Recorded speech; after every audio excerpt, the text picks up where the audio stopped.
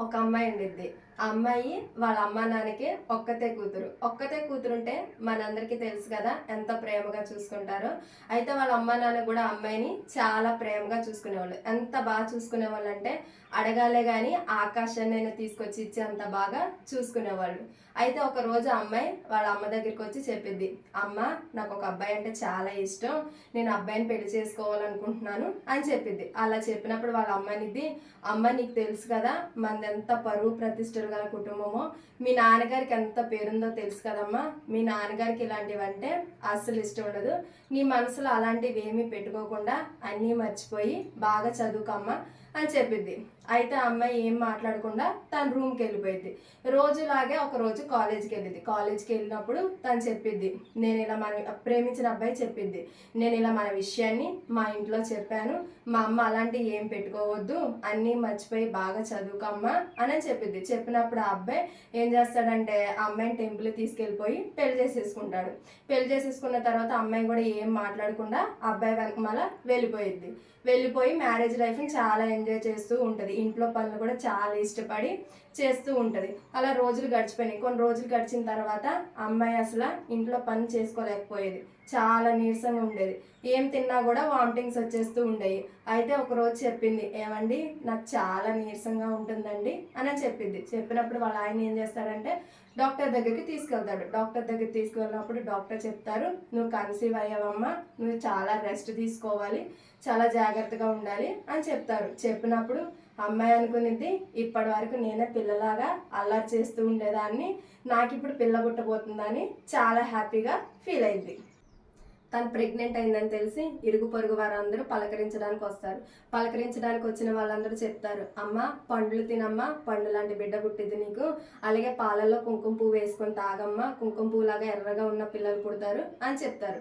చెప్పినప్పుడు ఈ అమ్మాయి కూడా పెద్దవాళ్ళందరినీ కనుక్కొని ఏం తినాలి, ఏం తినకూడదు అన్నీ తెలుసుకొని పత్యం చేస్తూ ఉంటుంది. అలాగే కొన్నిసార్లు బిడ్డ ఏం చేస్తూ ఉంటాడంటే కడుపులో తన్నుతూ ఉంటాడు. కడుపులో తన్నినప్పుడు చాలా నొప్పి వచ్చింది. చాలా నొప్పి వచ్చినప్పటికీ నా బిడ్డ ఆరోగ్యంగా ఉన్నాడు కాబట్టి నన్ను తంతున్నాడని తను తన్నినా కూడా చాలా ఆనందంగా భావిస్తూ ఉంటుంది. అలాగే రోజులు గడిచిపోతూ ఉంటాయి. డెలివరీ టైం దగ్గరికి వచ్చేసింది. హాస్పిటల్లో జాయిన్ అయింది.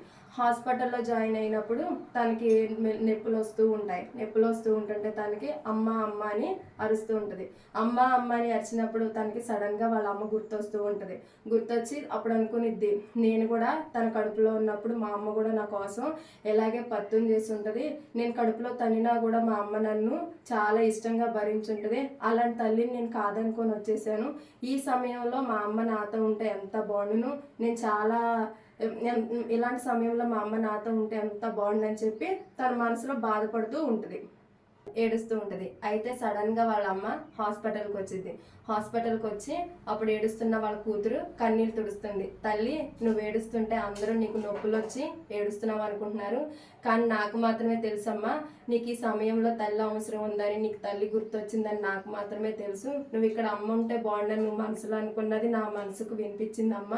నువ్వు బాధపడుతుంటే నాకు తెలియకుండానే నా కన్నపేగు మెలుగడిపోయినట్లు అనిపించింది. నువ్వు మమ్మల్ని కాదనుకొని వచ్చావు కానీ మేము ఏ రోజు నిన్ను కాదనుకోలేదు. నువ్వు ఎక్కడున్నావా, ఏం చేస్తున్నావా నీ గురించి కనుక్కుంటూనే ఉన్నాము. నువ్వు కన్సీవ్ అయ్యావని మాకు తెలుసు, చెప్తావేమో అనుకున్నాము, కానీ నువ్వు చెప్పలేదు. అలాగే నువ్వు అమ్మ నాకు సీమంతం చెయ్యి, నాకు ఏమన్నా నీ చేతి తినాలనిపిస్తుంది అని అడుగుతావు అనుకున్నాము, కానీ నువ్వు అడగలేదు. అలాగే నేను హాస్పిటల్లో జాయిన్ అయ్యానమ్మా, నీ అవసరం నాకు ఉందని అడుగుతావేమో అనుకున్నాను, నువ్వు అప్పుడు కూడా అడగలేదమ్మా.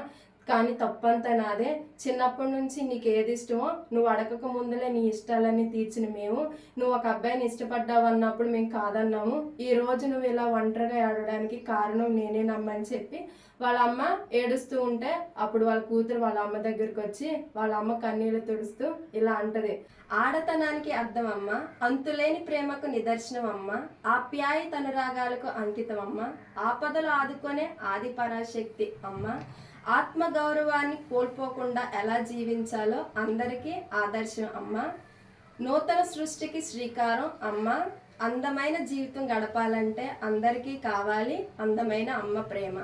కుటుంబం కోసం తమ కలలను త్యాగం చేసిన ప్రతి ఒక్క తల్లికి కూడా మాతృదినోత్సవ శుభాకాంక్షలు.